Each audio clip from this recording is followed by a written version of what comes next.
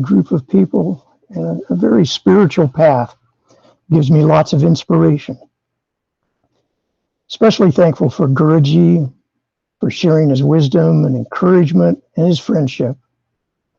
And a special thank you for Bharati, who earlier this week reviewed this presentation in very good detail and really helped me to bring focus to it.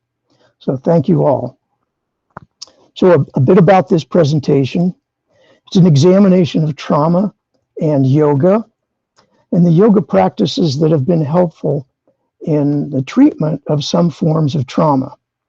Now, this is psychic trauma, the trauma of the mind, not necessarily the physical trauma you get from doing a posture that you're not ready for. So just to be clear on that.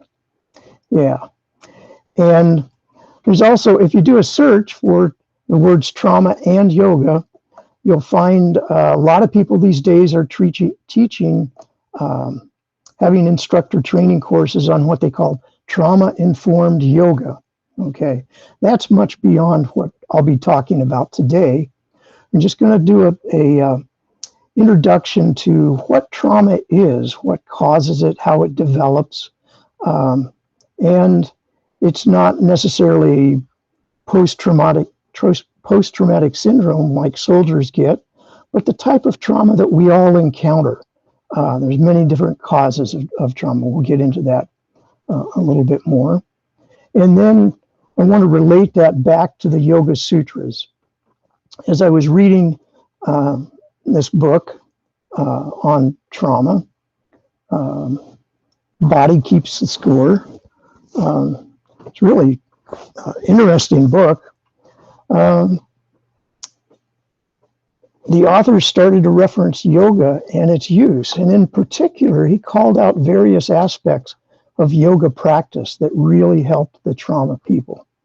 And it quite vigorously reinforces what we've been talking about as we've been studying the initial Yoga Sutras. So the author of that book, Bessel van der Kolk, is a highly respected physician who has treated for many years people with trauma. He doesn't offer yoga as the absolute, here's the cure for all forms of trauma, but it's one of the very important tools that he talks about in the book. Kolk references his mentor, Elvin Semrad, who emphasizes the importance of considering the whole being during treatment. It's not just one aspect of the person, but both the physical, mental, and spiritual and social aspects of our being. Okay. So starting from the dictionary definition of trauma, right? The Greek word for wound, and it's the type of trauma that we're not going to be covering will be the injury to a living tissue, right? We're talking about the psychic trauma, what goes on inside of our head, inside of our nervous system, and at times how that affects our physical being too. So by definition, trauma is unbearable and intolerable.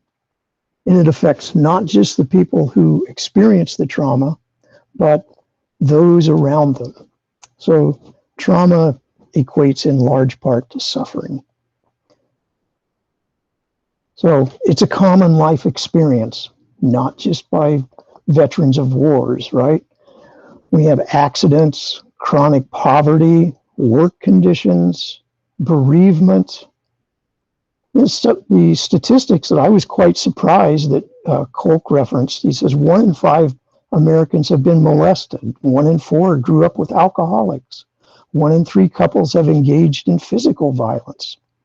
So it's quite widespread throughout our society.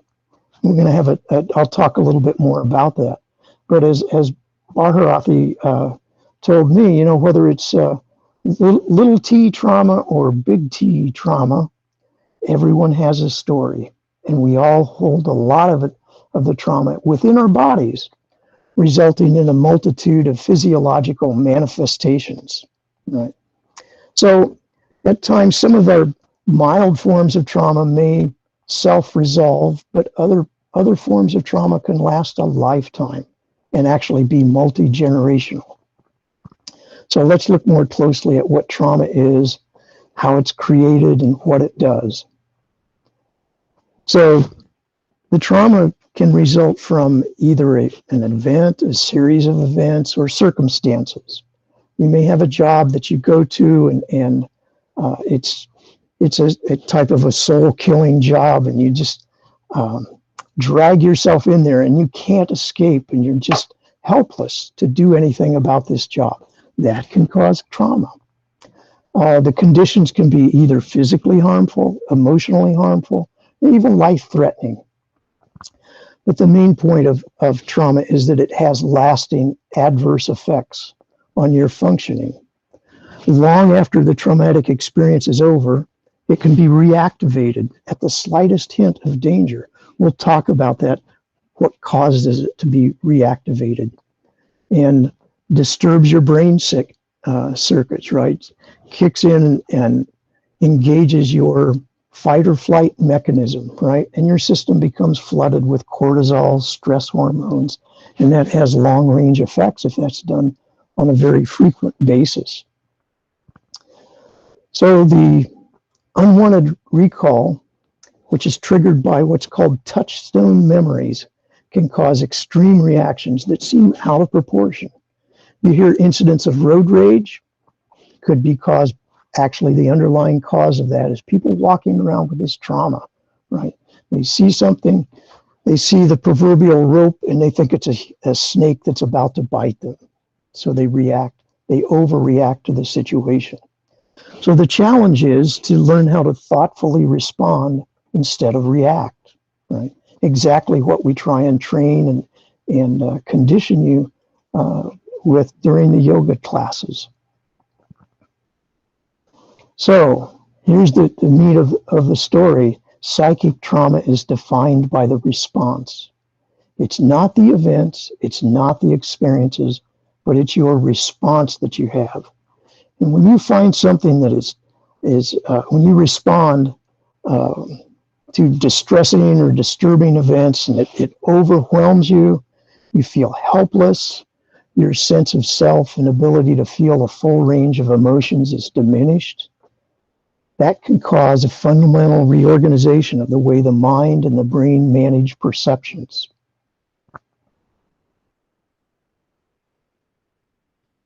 So this was recognized long time ago, even longer than Freud. I call out Freud here, back around 1895, where his comments about a patient was, I think this man is suffering from memories.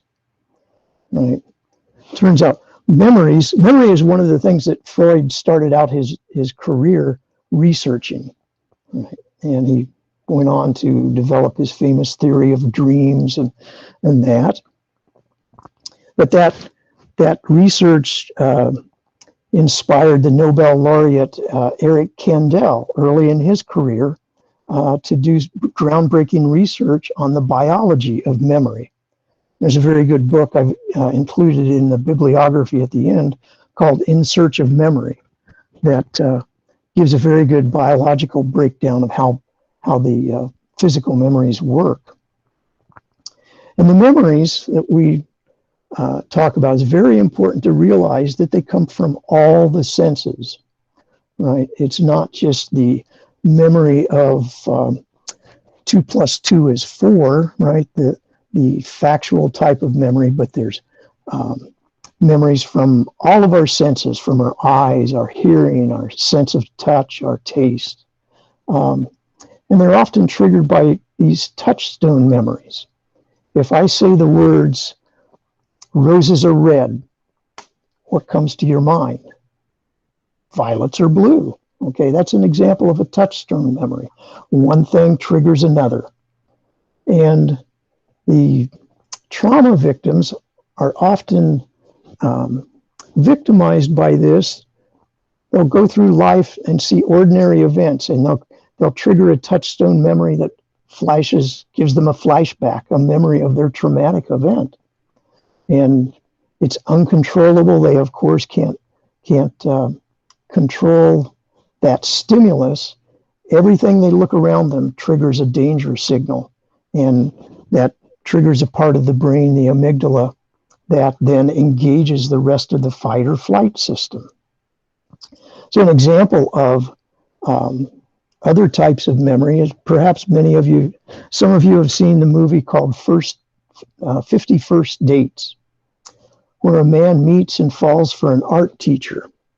And it turns out he discovers that she has amnesty, her short-term memory. She has no short-term memory. And the next day he sees her and she doesn't remember him. And he resolves to win her over again and again each new day. So this movie plot hints that there are other sorts of memory, including emotional, implicit, deep memories. And it's kind of an not very well understood type of memory. So keep in mind, in the Yoga Sutras, they talk about these memories being colored. Okay. And it's much more than colored. It can be distressed, afflicted, shameful, painful. Many different adjectives can be applied to these memories that are associated with traumas. So we're going to talk about the 3 E's of trauma formation, right? There's the events, the stressful physical or psychological circumstances of these events. The experience, right? How you label, assign meanings to, and the initial impression of it. But the real part of the trauma are the effects, the long-lasting adverse effects, the response. Right? And events that result in trauma for one person may not affect another. The event necessarily includes your own mindset. The exact experience, even if you're side by side, may vary slightly, and that may make a big difference in how the individual responds. So let's look at each of these elements in more detail. So events. It can be a single event or something that's repeated over time, right? And something in particular, things that result in a loss of control, an extreme threat of physical or psychological harm, people abusing power, anything that makes you feel helpless, injury, pain, confusion, bereavement.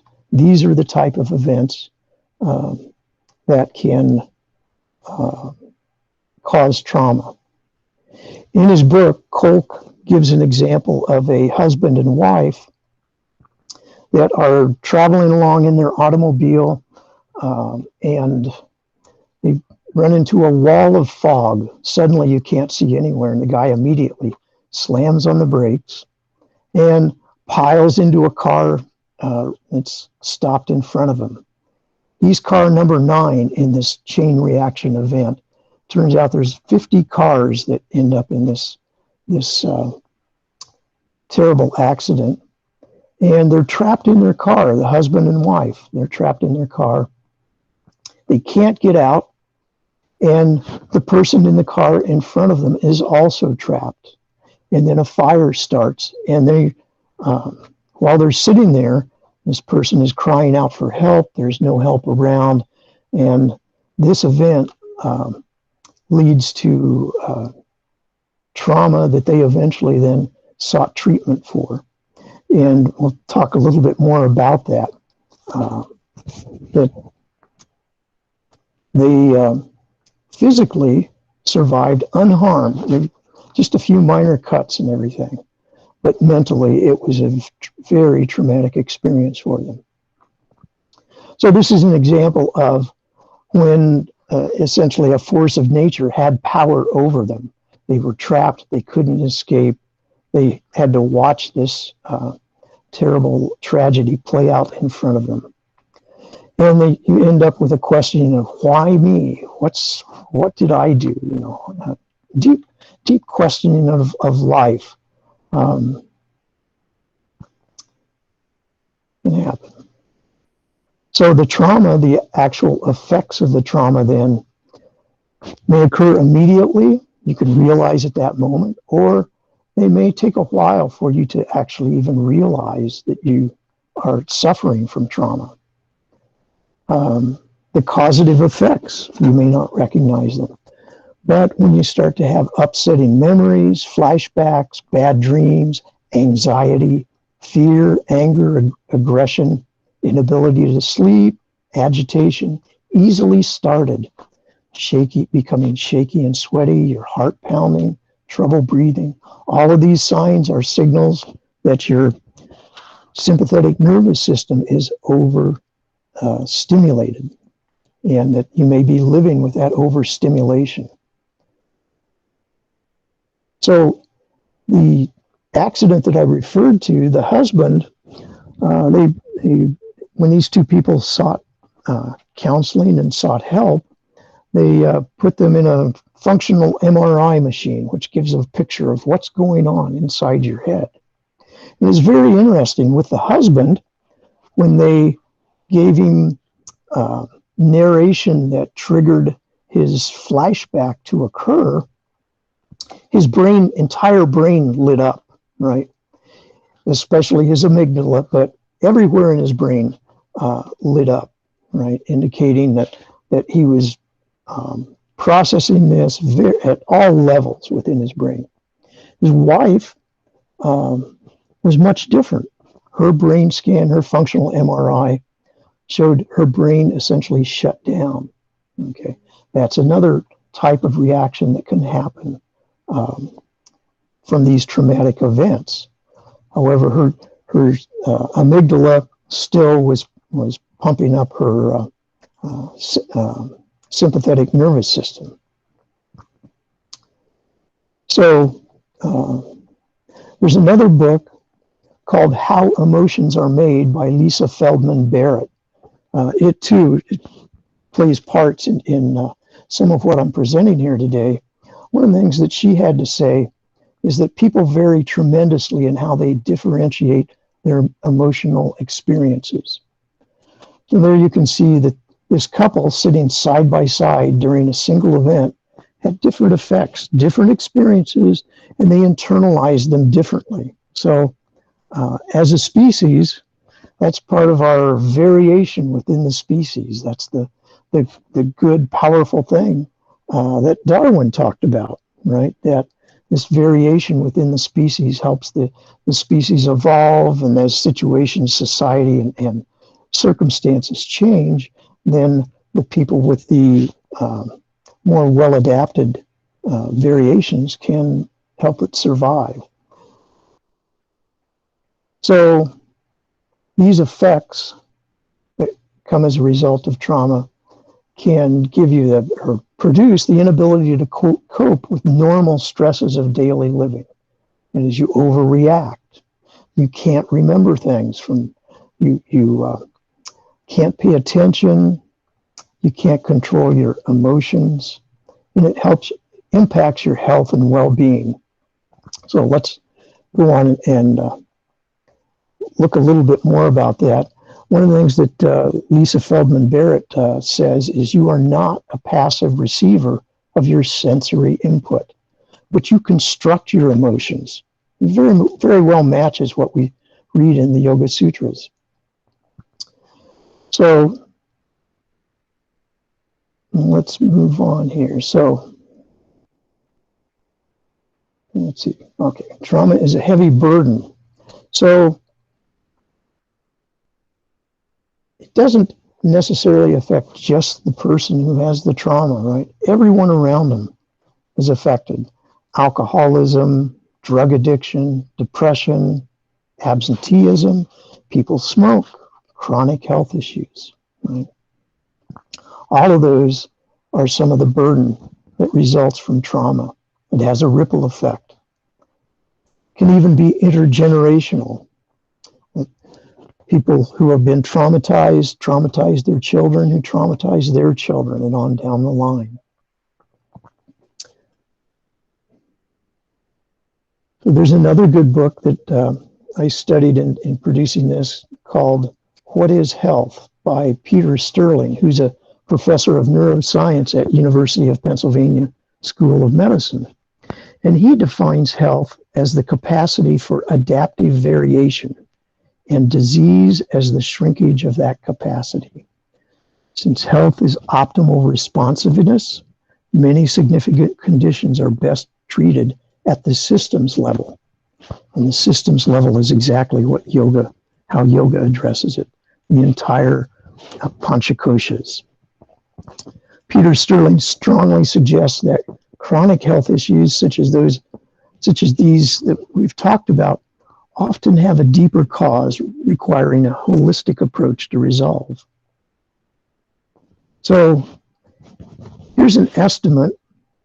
I was looking for graphics to make this presentation a little more interesting, and I ran across this one, which I found to be incredibly amazing, that your odds of developing these issues, suicide, smoking, job problems, depression, increase dramatically once you've experienced trauma.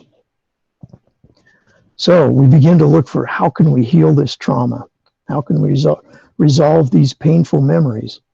So there's an old experiment, kind of a horrible experiment. I don't think they could get away with this type of an experiment today. They have, I think, ethics reviews of psychological experiments. But this happened way back in 1967, just a couple of years before I took my first psychology course at the university. So what they did in this experiment is they took some dogs and they put them in cages and they electrified the bottom of the cages. And then they shocked the dogs. They didn't let them escape. And they did it again and again and again. These dogs were traumatized. Eventually, after they'd done this a number of times, they opened up the door on the cage. And the amazing thing is, when they shocked them again, the dogs made no attempt to escape, which seems astounding to me, right? Apparently, these dogs, their worldview had changed, right? Sometimes this is referred to as learned helplessness.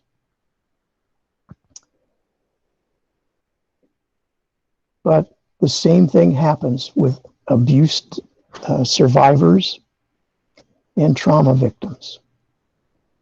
So if you take away one thing from this presentation today, always remember it's not enough for the cage door to be open, right? We think we're so much smarter than these dogs, right? Of course, if we saw the cage door open, we would know to step away, right? But once we get trapped in trauma, into a traumatic experience and a traumatic reaction, we often don't know how to step away. And I've got a personal experience that I'm going to relate that shows that.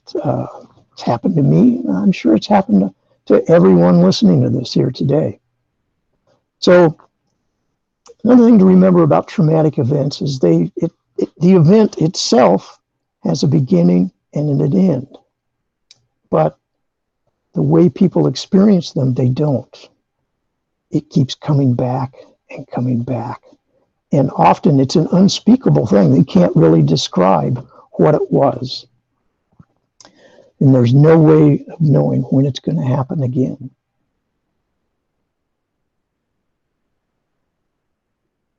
So, what creates that effect? Like the dogs, anything that produces a profound sense of powerlessness can cause trauma. And if you're able to move, to do something, to do anything to protect yourself, it helps you avoid that development of the trauma-like behavior. Keep in mind, our rational cognitive brain occupies only about 30% of the area inside of our skull, right? All that other area kind of subconscious, but it's there working all the time, protecting you, managing your energy, preparing you to stand up, to sit down, all kinds of things. There's another book called Deep Survival. I used to do a lot of mountaineering, rock climbing, and going out into the wilderness, and so I was always trying to study books. What's it take to survive under more extreme conditions? And one of the things I learned was that when people get lost and they organize a search party, it's very important to know, well, what's the age of these people who are lost? Right?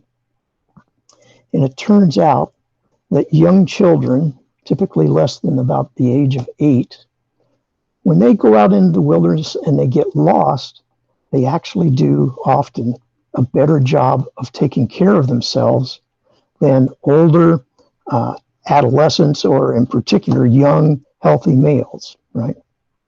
These children, when they get tired, they find a place to shelter themselves. They sit down and they sit there quietly, taking care of their energy system, right? Older people tend to keep saying, if I just go over this next ridge, I'll be okay. I just got to push it a little bit more. And they push it and they push it and they push it until they're totally exhausted and they perish much quicker. So the lesson here is, when under stress, it's not uncommon for people to forget about the vital aspect of taking care of themselves. The lesson for me was, when I was mountaineering, it was very important for me throughout the day to be eating, to be hydrating myself, and making sure that this body was well cared for, able to see me through the end of the day. And that means not just getting to the top of the mountain, but being able to come down safely. Okay. So this is such a good quote. Bhagirathi pointed it out to me. This quote is often attributed to Viktor Frankl. Between stimulus and response, there is a space. In that space is our power to choose our response. In our response lies our growth and our freedom. So we think of these events often as, oh, that's a terrible thing. I wish that had never happened to you.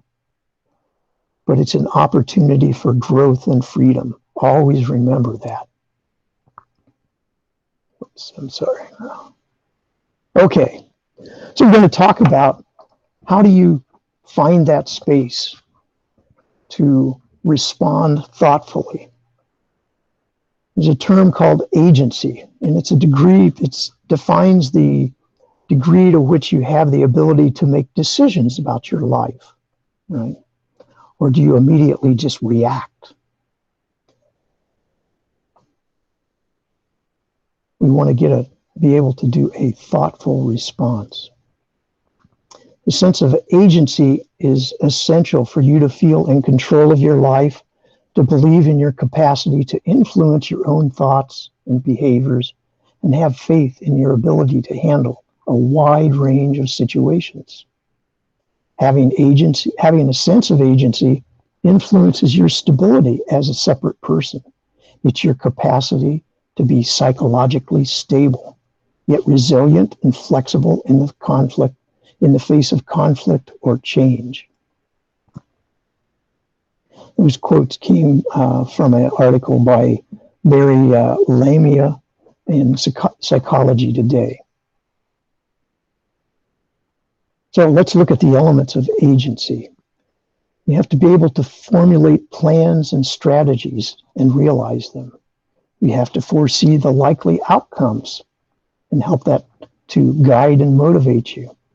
You have to be able to respond thoughtfully with a course of action. And most of all, having that self-awareness. How is this working?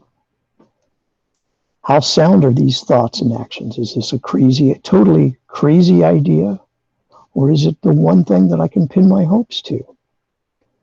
So we try and find space between the stimulus and response. Agency is empowerment.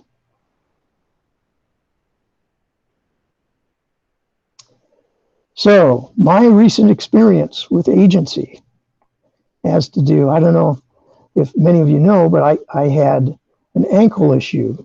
Uh, Turns out it developed over a long period of time. There where the tibia comes down to meet the foot, the cartilage in there wore out, probably caused by trauma that I encountered many, many years ago, 30, 40 years ago. And it became extremely painful. It was like walking on a badly sprained ankle. Eventually, I tried all kinds of things, rehabilitation. You know, I'm a tough yogi. I can rehabilitate this and cure it on my own. And eventually, I was presented with X-rays that showed no, it's just deteriorating more and more each day. So I went in for ankle replacement surgery, and they placed these metal, saw off the end of the tibia, the talar dome, which is what the tibia sits on in your foot, and insert these metal objects, and there's a plastic plate that goes between them. So, one of the other motivating factors for this was lots of pain when I walked, and the long-term effect of this is that it caused inactivity. I could sit around as long as I was sitting, there was no pain, right? But the moment I got up to walk, I'd go out to walk around the block, and I'd get to the corner, and I'd turn right around and come back because it hurt too much, right? And I couldn't get cardiovascular exercise, which can be life-shortening. So I thought it was very important to go see a doctor about this. So following the ankle replacement surgery, the pain was like 10 times a sprained ankle, right? And it was unrelenting. It just hurt. And you didn't want to bump it or do anything. You just lay real still. Also with ankle injuries like that or operations, you need to keep the ankle elevated. The rule is toes above nose. So there I am laying flat on my back. I can't move around, right? I have this pain, and it's very easy to ruminate on the pain, right? And the pain gets worse and worse as you ruminate. So you got to stop. I realize that I need to stop this, right? Well, the doctor's solution for this is they give you a pill, an opioid, right? And surprising thing about opioids, at least for me, at least, is that they don't really make the pain go away. They just make it so you don't care, right? And the side effect of that is your brain gets all fuzzy, and it's a very unpleasant feeling. So I decided, no, I'm tough. I'm gonna take care of this pain my own way, and I'm gonna use pranayama and pratyahara. I'm gonna withdraw from the pain. I'm gonna stop ruminating on the pain. It was my way of maintaining agency.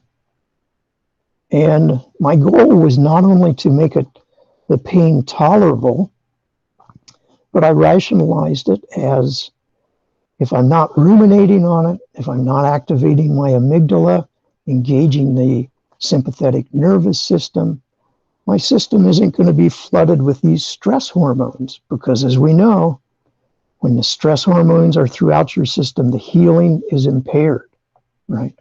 I wanted this thing to heal as fast as possible. Yeah.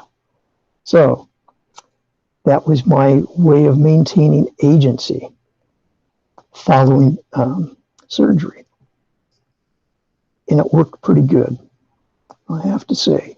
I did use some pain pills, but I maintained my own sense of agency. Good relaxation. Take a deep breath. Slowly exhale. Don't ruminate. Don't be stressed. Don't suffer. And faster healing. There you go. If I could bottle it and put it in a pill, we could make a lot of money, huh? So let's look a little bit deeper here into the traumatic response, people being stuck in fight or flight. So here we have Amos amygdala. He's stuck there. He can't get away from this flight or fight. Normally, when people experience a scary event, they get a temporary increase in stress hormones. But with traumatized people, they just get one stress event after another. And eventually, if it does stop, it takes much longer for them then to come down off of that stress level. Some people, like the lady in the car accident I talked about, they simply go into denial. Their body gets flooded with these stress hormones, but their minds go on. They become blank. And it's touchstone memories that keep re-triggering these traumatic memories. So here's what happens. When the cortisol floods the system, right, it creates anxiety, depression, headaches, nerve problems, digestive issues, high blood pressure, high blood sugar, heart disease, weakened immune system, all of these things. Very bad long-term outcomes, right? And doctors can do things for your anxiety. They'll give you a pill for that, right? Digestive issues, there's pills for that. High blood sugar, well, we can start treating you for diabetes. So, again, I have an example, something that I've experienced. Didn't even realize it was happening to me at the time. And that is an experience that's common to all of us. We're all going to experience this. There's no escape from it. And that is bereavement trauma. So my experience was that my father died a number of years ago. And when one of your parents dies, then you tend to focus on the other parent, right? Taking care of mother, right? It gave us all something to do, something to focus on.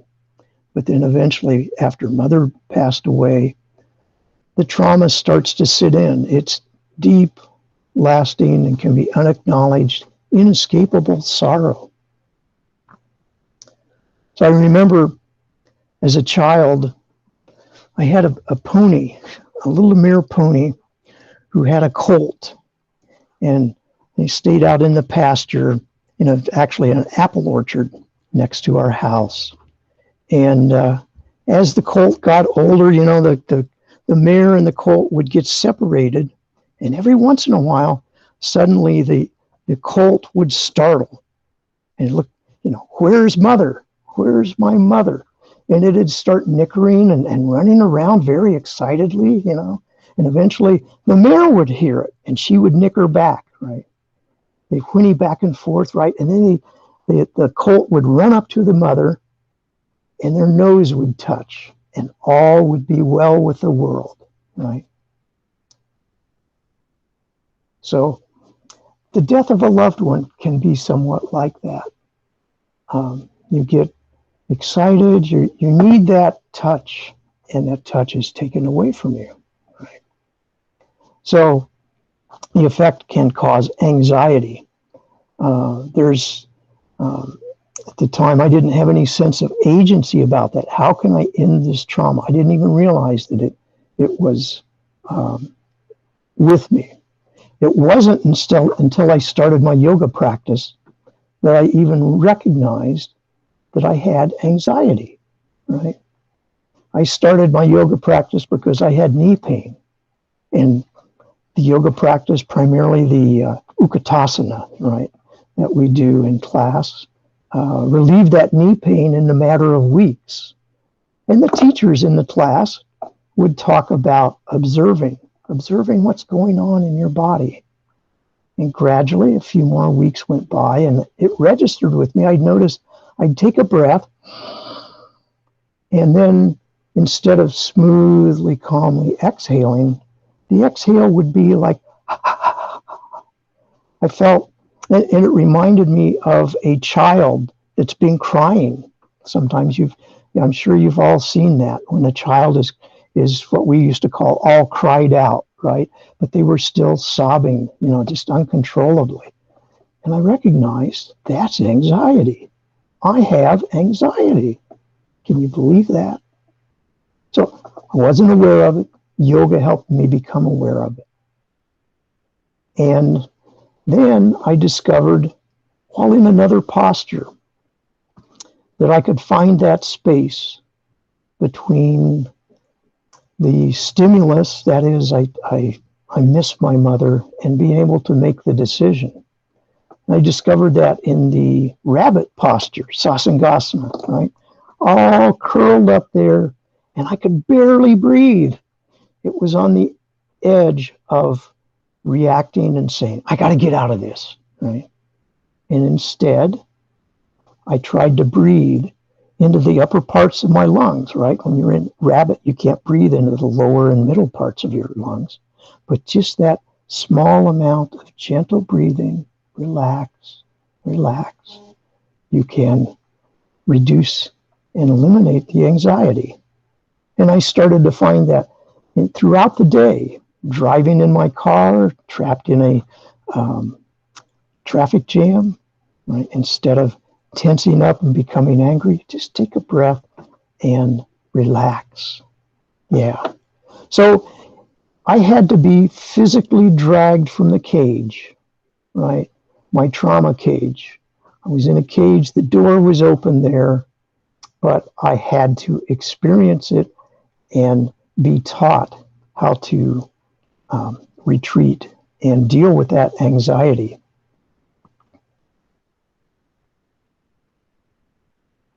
So that's what made me a real believer in yoga. And then I got greedy.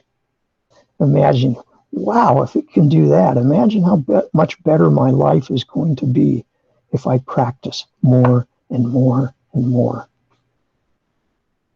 I hope you do the same. So let's move on. We'll talk now. That experience, right, is highly reinforced by what's in this book, The Body Keeps Score. Van der Kolk, his teacher was this Elvin Semrad, a highly respected teacher at the Massachusetts General Health Center, a Harvard teaching hospital. He said the job of therapists is to help people acknowledge, experience, and bear the reality of life with all its pleasures and heartbreak. So it's not escape, but it's bear. And in particular, now this emphasis is I've added, healing depends on experiential knowledge. Just like Guruji has said many times, you have to experience it. And he also said you can only be fully in charge of your life if you can acknowledge the reality of your body in all its visceral dimensions. That means in your gut. Yeah. Also, the greatest sources of our suffering are the lies we tell ourselves. Now, this word lies is a little strong, I think. I think we deceive ourselves often, right? It's not necessarily an out and out, I'm going to tell myself this lie and I know it's not true, right? It's we've convinced ourselves this is the case. And stopping that self-deception is incredibly difficult.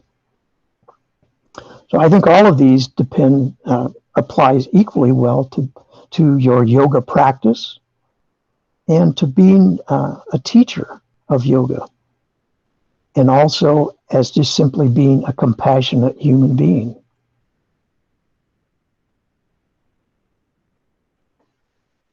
So again, I'd like to emphasize what Lisa Feldman Barrett says in her book, How Emotions Are Made. She says, your emotions are not built in, but made from more basic parts. They are not universal, but they vary from culture to culture. Emotions emerge as a combination of the physical properties of your body, a flexible brain that wires itself to whatever environment it develops in. The brain constructs the experience of emotion. So, according to that, and I believe it deeply, you can construct your own emotions. The lies that we tell ourselves are essentially unresolved or colored memories. And often, as I said, we don't even know that they're lies or that we're telling them to ourselves, that we're being self-deceptive. So let's talk about things that van der Kolk described as methods for easing and treating trauma. One is by top down, talking, connecting with others, allowing ourselves to know and understand what's going on within us while we process those memories of trauma. Now, you might read this and think, well, of course, he's talking about talk therapy. You need to go talk to a therapist. And that certainly is one thing that we can do. Another thing you can do, though, is join a group of people like we have with our satsang, right? People that you can open up. How are you today? Right? Well, I had a tough time at work, and be able to talk and verbalize what's going on. And often just the act of expressing that and having someone sit there and patiently listen and connect and say, oh yeah, I know what you mean. Yeah. So the other way is by taking medications. Sometimes the chemical system of your brain is just plain too overwhelmed, right? And they've got some wonderful psychoactive drugs these days that help bring people back into the range of where they're now more susceptible for this top down, for the discussion, for the talk therapy. Right. The third way is bottom up, and that is by allowing your body to have experiences that viscerally contradict the helplessness, rage, or collapse that result from trauma. So again, let's go back to the yoga room and think about what's happening as we're doing these postures, right? We're gaining control over our bodies and learning that, I really can stand on one leg. Look at this. Several weeks ago, I could only do it for a few seconds. Now I'm doing it for 10 or 20 or even half a minute, right? And you're gaining more control. You're being able to stand there and calmly breathe as you do this challenging exercise. You're able to calmly choose your reactions. So I'd like to remind you that this book, The Body Keeps Score, it doesn't say yoga is the only solution to this, but it presents as a very effective method for dealing with this type of trauma. So some of the subtle signs of trauma that he talks about is the memory of helplessness being stored in muscles in various parts of the body, right? In knees, headaches, backaches, all along the spine, lower backaches. Constant muscle tension ultimately leads to spasms, back pain, migraine headaches, other forms of chronic pain, such as carpal tunnel syndrome or fibromyalgia. Many maladies present as that.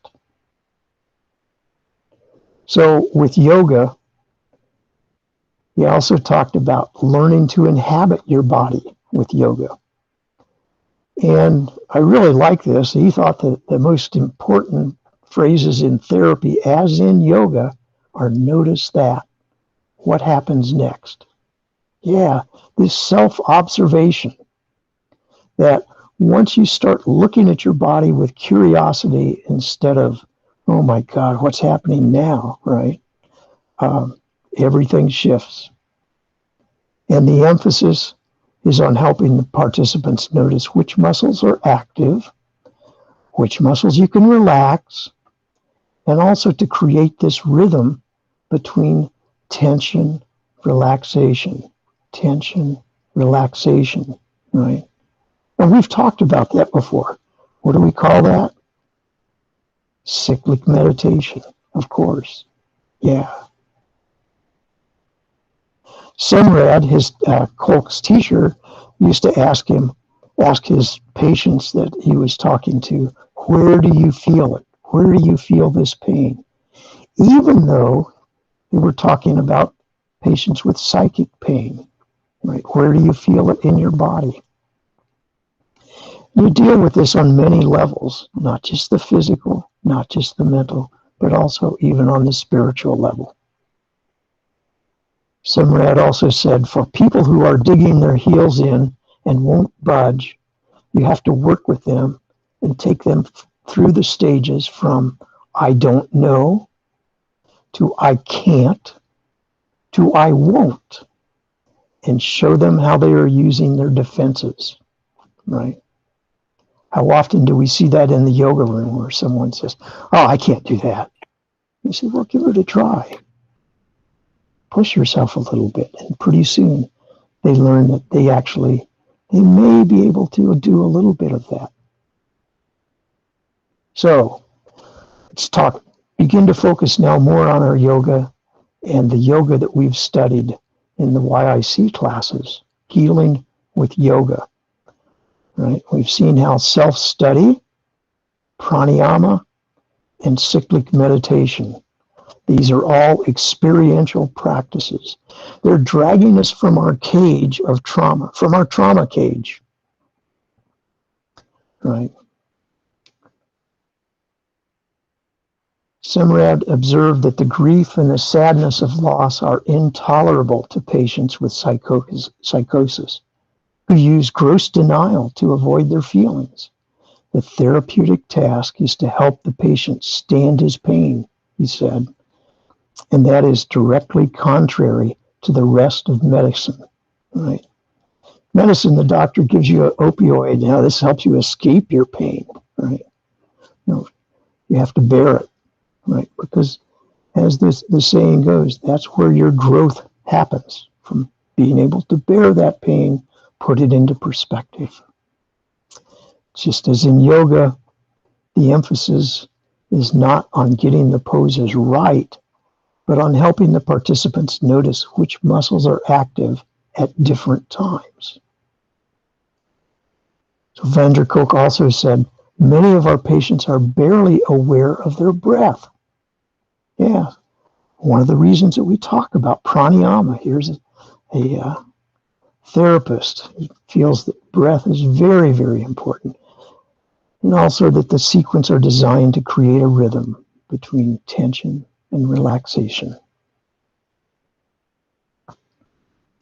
Kolk also says that a major challenge in recovering from trauma remains being able to achieve a state of total relaxation and safe surrender. And I translate that to mean that savasana that we do at the very end of class is the golden moments for all of us to recover from the trauma, the many small traumas that we all experience throughout our lives. So some of the lessons that come from this book, The Body Keeps Score, the lessons about we all experience traumas, right? So keep that in mind as you're interacting with people throughout the day, right? Everyone is fighting a battle. It's a tough battle. Often we know nothing about it, right? So when you see someone overreact to something, you maybe respond a little more thoughtfully with the wondering, I wonder what's going on in that person's background. How can I help them, right? Everything, learn to recognize those as signs of trauma. Learn to respond with evidence-based practices, right? Maybe you can suggest to them, take a deep breath. Oh, wait a minute, let's step back from this, friend. Let's just take a deep breath here. And also strive to avoid touchstone memories that re-trigger traumatic responses. Okay. Victims of sexual abuse, right? Sometimes something as simple as an innocent touch can re-trigger that, right? This roses are red sort of activation of that touchstone memory. With yoga, you can develop your own natural response. Remember one time after I'd practiced yoga for, I think maybe 5 years or so, I had a close friend who died, and I went to the memorial service. And I stood up to talk about my friend, and I was overwhelmed with grief. And I don't know where this came from. Instinctively, I took a deep breath, exhaled, calmed myself, and I was able then to speak. I think that came from yoga practice. Yeah. We can all learn things like that from our yoga practice. So let's go on to the Yoga Sutras. It's ancient wisdom, but it's relevant in today's society, right? We still have those traumas like they used to have. Right? So it's a systems approach. That's the type of science they had back then. And it's the type of science that is most effective with the mind, body, the 5 koshas, right? So let's examine a few parts of the Yoga Sutras. Just a few. The restraint of the modifications of the mind stuff is yoga. Nirodha suggests also self-training, not just necessarily ignoring the mind stuff, right? But learning how to control that, right? When you become overwhelmed, are you able to respond by taking a deep breath and calming yourself? The mind stuff, right? There's very deep meaning to that as we look at the modern research in how the brain works. What is the mind? The senses, the body, the breath, the relationships of that. What's the limits of that mind stuff, right? It really, for me, reading this book brought a lot more meaning. It helped me examine these verses and question, well, how deep is this word citta? Right? What does that mean? A bit like reading poetry. In my mind, all wisdom literature is poetry, and each of us look at it and hear something a little bit different. Another one, at other times, the self appears to assume the forms of mental modifications. Right? When we're traumatized and we look out at the world, right, it's distorted. Right? We see something to be alarmed at everywhere. And we mistake that primordial matter for consciousness. There are 5 kinds of mental modifications, which are either painful or painless. And we have to watch carefully the moment a thought form arises in the mind, right? Again, this goes back to the rope or the snake illustration, right? We become analysts. Are the thought patterns colored? Is this something true that I'm seeing, or am I adding to this? Am I blowing this out of proportion? And then, of course, the enumeration of these 5 types, right? 5 ways of right seeing and wrong seeing, right? And one of those here is memory. And as we've talked about, this memory can be in many forms, right? Memory from our senses, And these memories change. Modern day scientists are beginning to understand that each time we recall a memory, we change it just a little bit. And maybe this is why our memories of long ago, of childhood, they seem so wonderful and idyllic, right? But if I'm honest with myself, I look back and, I struggled at times there in that childhood. It wasn't all quite so idyllic. And then for me, this one takes on the very deep meaning. The sources of right knowledge are direct perception, inference, and scriptural testimony. This is the experiential part of our yoga practice. We need to viscerally experience that yoga practice and see how it can help bring that relaxation, give us that space so that we can respond instead of reacting, right? And we want to get all three of those to converge and agree.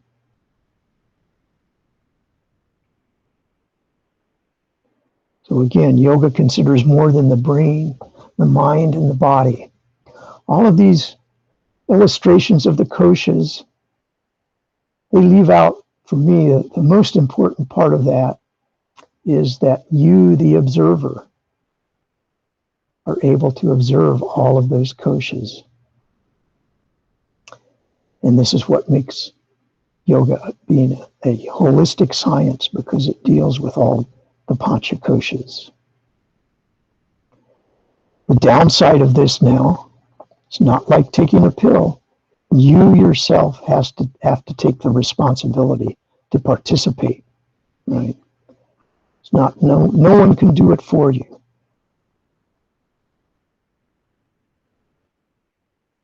So my advice is practice, practice, practice.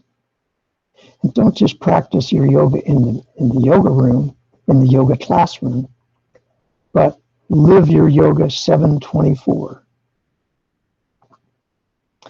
Address all 5 of your koshas. The beginning prayer, the ending prayer of your yoga practice is very important. Consider how the yoga posture practice helps to teach us to carefully observe our breathing, our physical body. And then we begin to transfer this observation to our mental and spiritual levels. With your posture practice, consider the many ways that we lie to ourselves. I'm doing it right? I tell people, move your hands all the way up and down. And I see this, just a little bit of movement. They're not doing it all the way, right? That's another form of self-deception, right? Comes in other forms, right? Sometimes we tell ourselves, I can do this, this is no problem. And what happens? Sometimes then we incur a physical injury, right? And that's how we start to begin to understand our limits.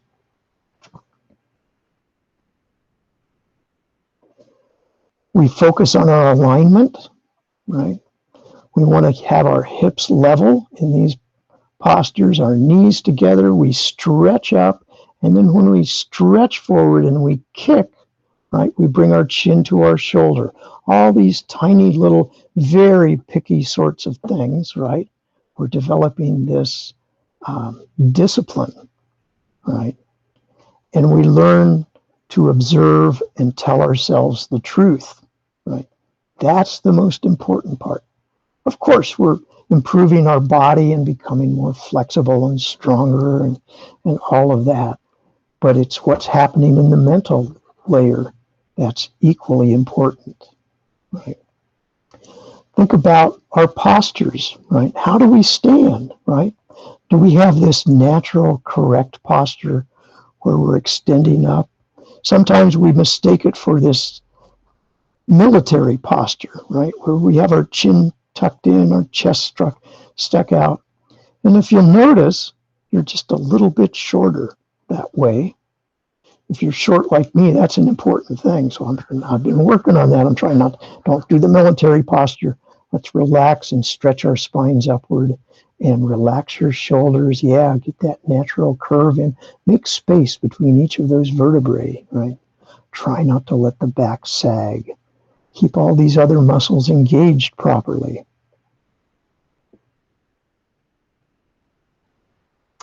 And that's the end of the presentation. Here's the bibliography. Lots of books there. It took me, well, literally years to get through all of these books.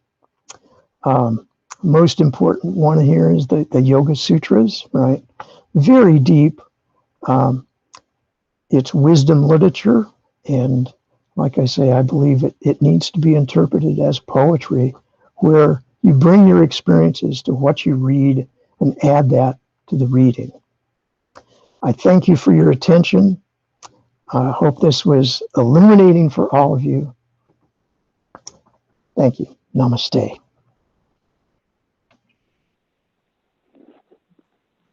Thank you, Paul. It's a wonderful presentation.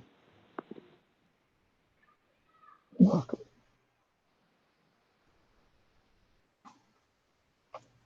Thank you so much, Paul. You're welcome.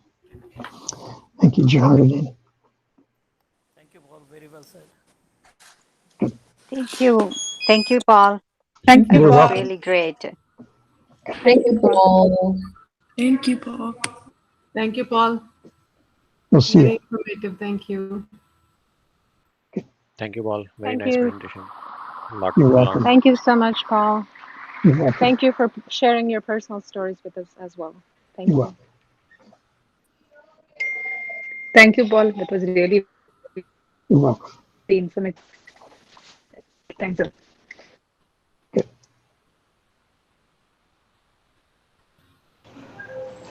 I forgot to offer. Does anyone have any questions? Any questions on that?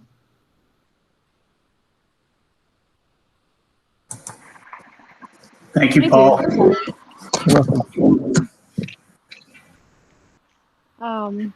When you were in so much pain with the ankle surgery, and how did you start with just ignoring the pain? And I know you said pratyahara, and so Well, you decided you're not going to take opioids. I get that. And then oh was no, that the, no. I'm not that brave. No, I took some opioids. I took most of the